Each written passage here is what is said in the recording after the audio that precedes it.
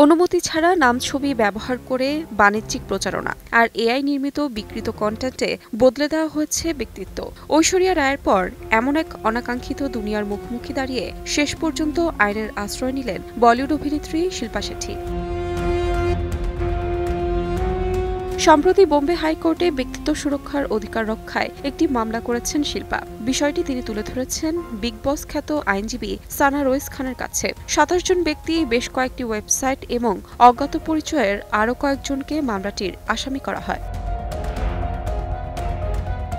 অভিনেত্রীর অভিযোগ, বাণিজ্যিক মুনাফার লোভে বিভিন্ন ভুয়া প্ল্যাটফর্ম নিজেদের অফিসিয়াল দাবি করে তার নাম ছবি ব্যবহার করছে। অসংখ্য অজানা ওয়েবসাইটেও তার পরিচিতি দিয়ে বিভ্রান্তকর কন্টেন্ট ছড়ানো হচ্ছে। তবে বড় উদ্বেগের বিষয়, এআই প্রযুক্তি ব্যবহার করে তৈরি তার বিকৃত ছবি ও ভিডিও নিয়ন্ত্রণহীনভাবে ছড়িয়ে পড়ছে সামাজিক যোগাযোগ মাধ্যমে। গত কয়েক বছর ধরে নানান আইনি ঝামেলায় সময় পার করতে হয়েছে শিল্পা ও তার স্বামী রাজ কুন্দ্রাকে।